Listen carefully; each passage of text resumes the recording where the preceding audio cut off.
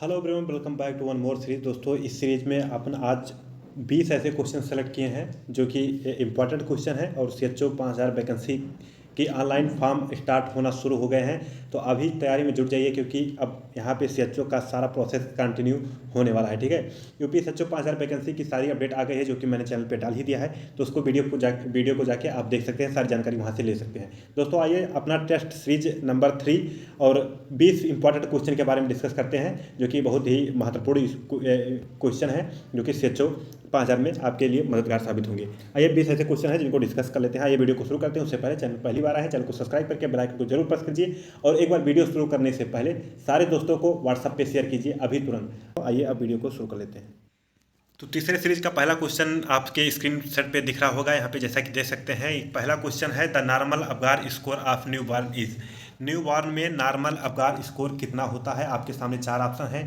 Number 1 यानी number A 4 to 6, number B below 3, C 3 to 4 and D 7 and above. Apgar score कितना होता है? जैसा कि स्क्रीन पे आपको दिख रहा होगा, आपको बताना है कि नॉर्मल अबगार स्कोर कितना होता है। यहाँ पे 4 ऑप्शन आपके सामने दे रखे हैं।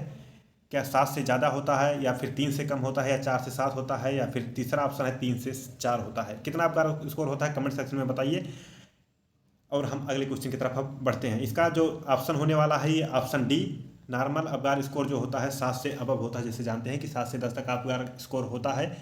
तो जो अबगार स्कोर की रेटिंग होती है 10 तक होती है, तो 7 से अबव जाएगा यहाँ पे। ठीक है, यहाँ पे देख सकते हैं कि option number D, AIIMS Patna में क्वेश्चन ये पूछा गया है। ऑप्शन नंबर डी इसका सही है। अब अगला क्वेश्चन की तरफ आइए बढ़ते हैं। और अगला क्वेश्चन यानी दूसरा नंबर का क्वेश्चन आपके सामने ये रहा जो कि ये भी इंट्रेंस एग्जाम में पूछा हुआ क्वेश्चन है।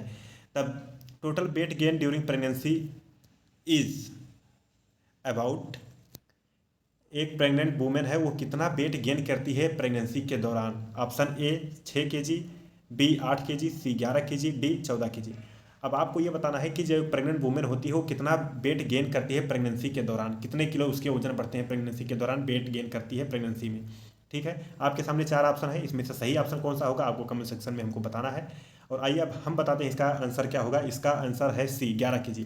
आपको मैं बता दूं दोस्तों, 11 kg total pregnant women weight gain करती है प्रेगनेंसी के दौरान। फर्स्ट ट्राइमेस्टर में 1 kg, सेकंड में 5, फिर उसके थर्ड वाले में 5, टोटल 1 5 5 यानी 11 kg वेट गेन करती है, जो कि इसका ऑप्शन सी सही है यहाँ पे, जैसा कि देख पा रहे हैं। अब आइए अगले क्वेश्चन की तरफ यहाँ पे हम बढ़ लेते हैं। अगला क्वेश्चन आपके स्क्रीन पे शो हो रहा होगा, यहाँ पे देख सकते हैं।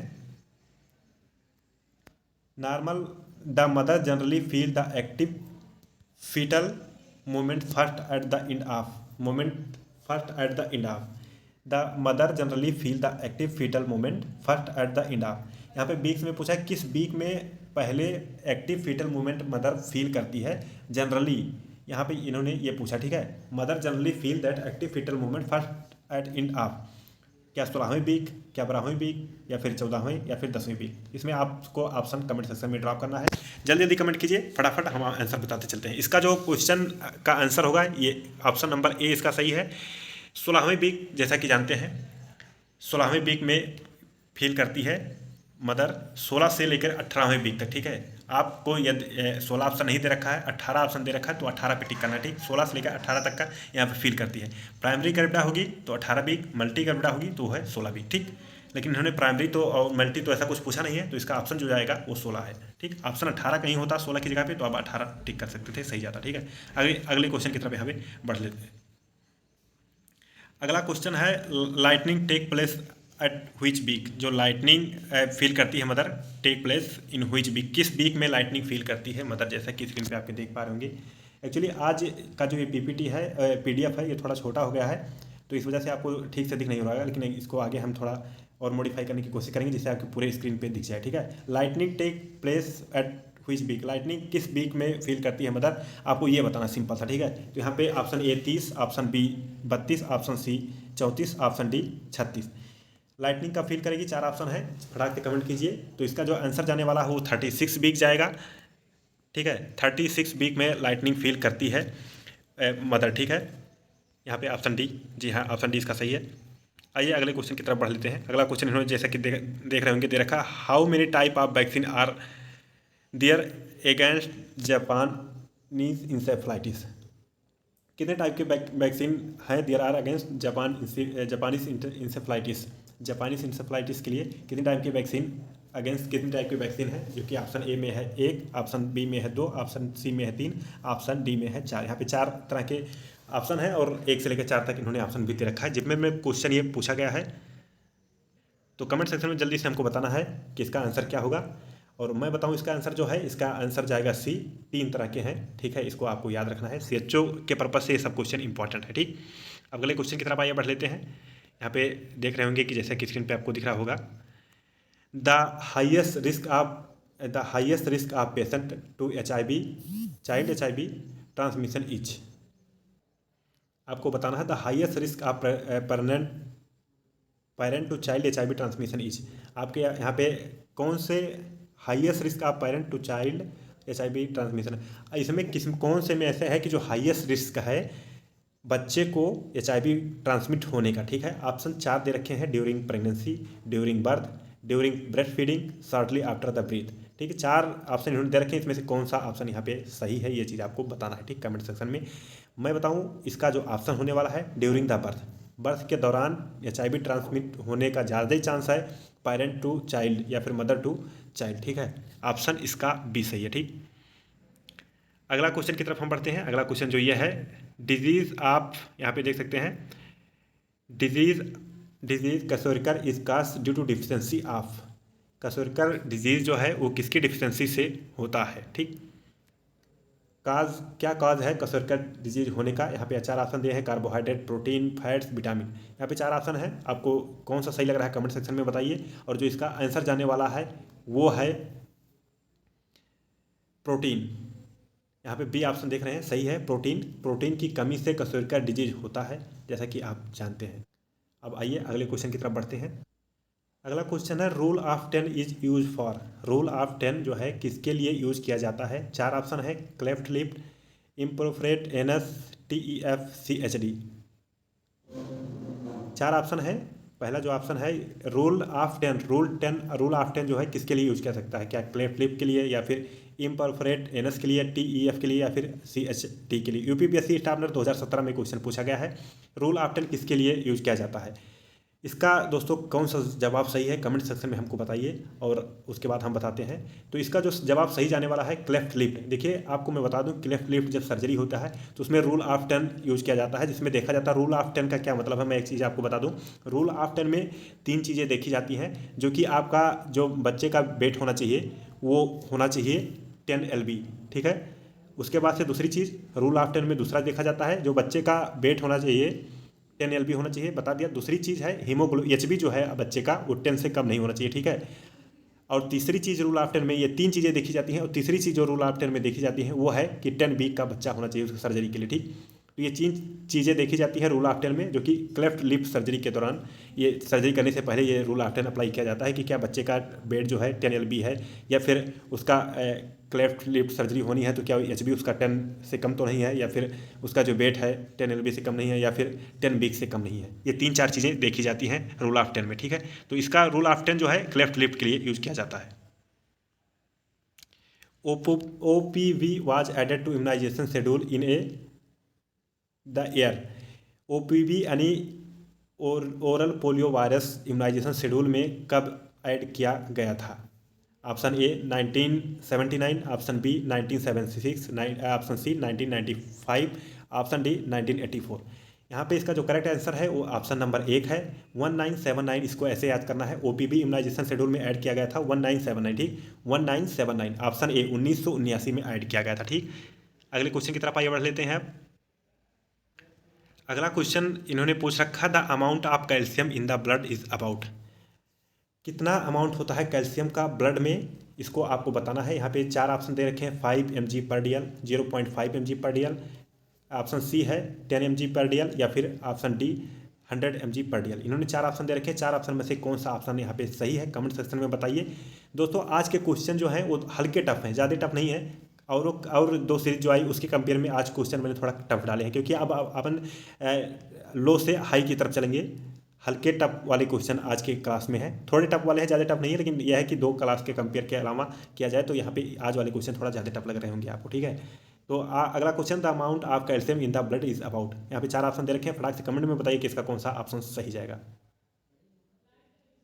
इसका जो ऑप्शन है कैल्शियम, ब्लड में कैल्शियम का अमाउंट होता है ऑप्शन नंबर सी 10 mg पर डेल के हिसाब से होता है। ठीक है, एसआईसी में पूछा गया या सेंट्रल लेवल के एग्जाम में पूछा गया क्वेश्चन है। यहाँ पे जैसे कि आपको normal value of blood plasma concentration of calcium is 4.5 to 5.5 m equivalent per litre और 9.11 mg पर डेल है। तो यहाँ पे ऑप्शन नंबर सी यहाँ पे सही है, देख सकते हैं इन्होंने यहाँ पे इसको मैच कर सकते हैं। 9 से 11 mg पर डेल है, लेकिन ऑप्शन में 10 दिया है, जिसका मतलब 10 वाला ऑप्शन यहाँ पे सही है। अगले क्वेश्चन की तरफ आप पढ़ लेते हैं।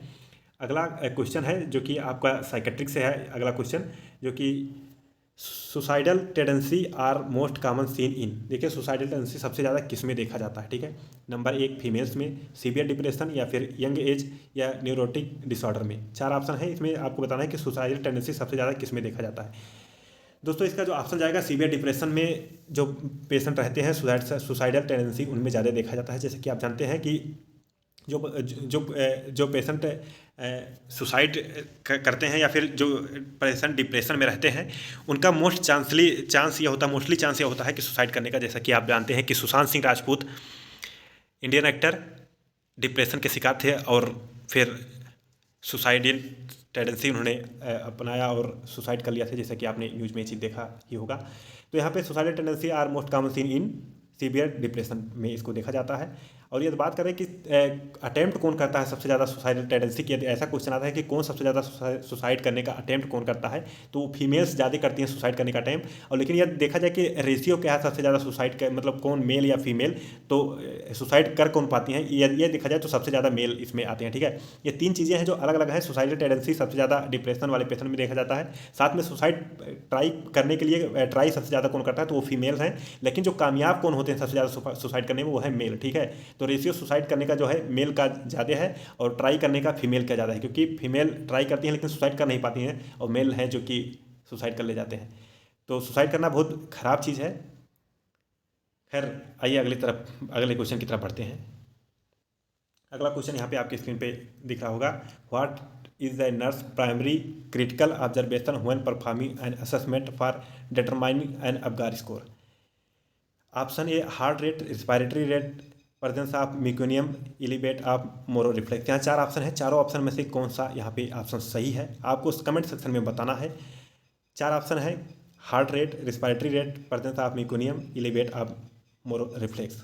What is the nurse primary critical observation when performing assessment for determine the Apgar score. Apgar score एक नर्स डिटरमाइन कर रही है, तो क्या क्रिटिकल ऑब्जर्वेशन हो परफॉर्म असेसमेंट टू डिटरमाइन करेगी।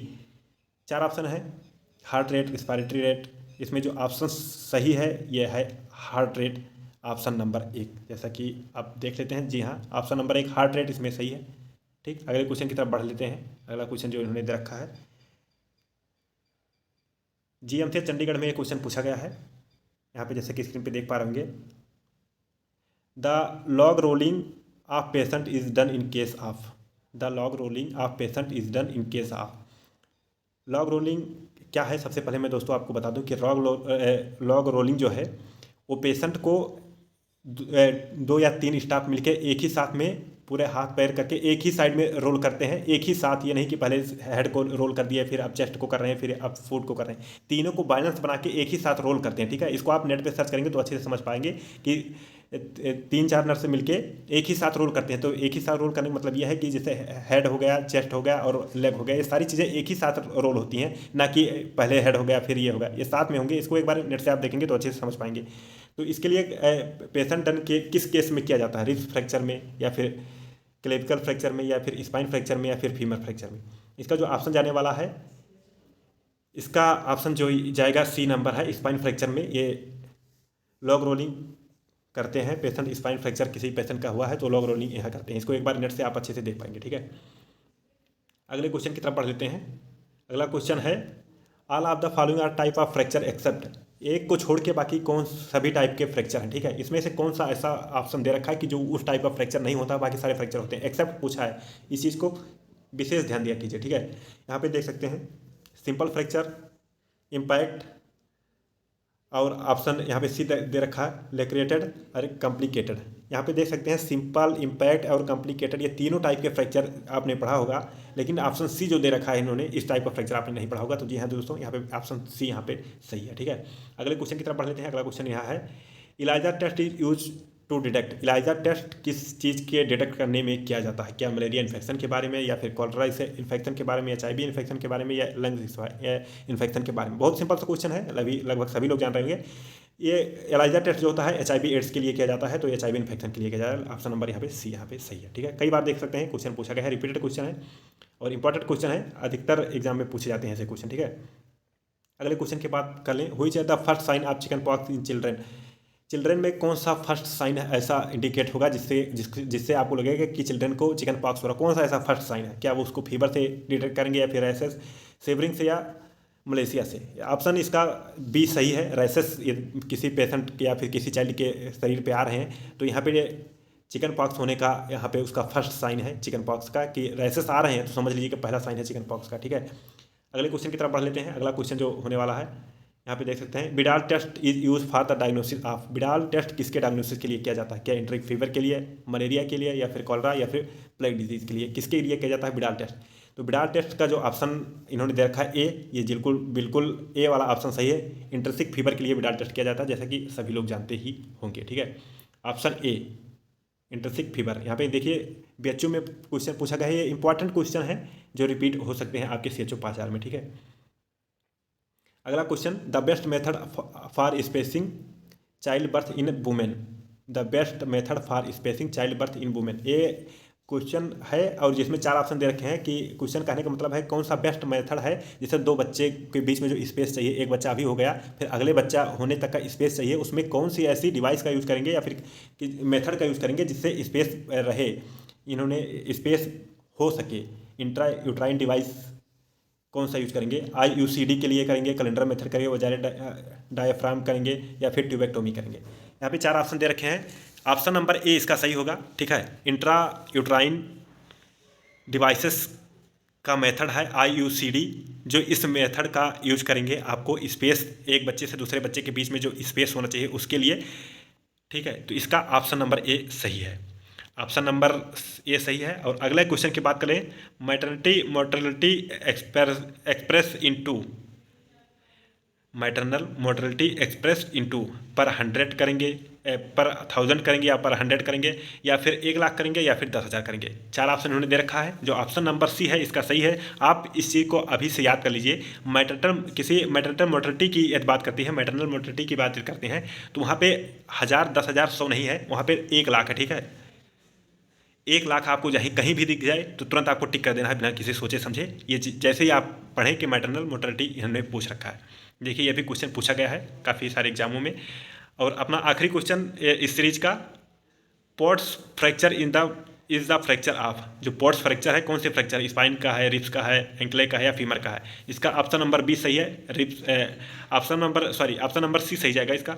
जी हाँ, option number C ankle Pott's fracture, जो ऑप्शन नंबर सी इसका सही है। दोस्तों आज अपने कवर किए कम से 20 क्वेश्चन कवर किए टॉप 20 में, और ये होप्स हो कि अच्छे क्वेश्चन थे और जो कि आपको कॉम्पिटिटिव एग्जाम में पूछे जा सकते हैं, इंपॉर्टेंट क्वेश्चन लगे, और ये काफ़ी बार क्वेश्चन रिपीटेड हैं और काफ़ी बार पूछे गए हैं। जरूर इससे CHO 5000 में आपको मदद मिलेगी। ठीक है दोस्तों, इस वीडियो को पाना चाहते हैं व्हाट्सएप ग्रुप में जुड़ जाए। व्हाट्सएप ग्रुप का लिंक मैंने डिस्क्रिप्शन में दे रखा है, जहाँ से सारे क्वेश्चन आप एक बार फिर से रिपीट कर पाएंगे।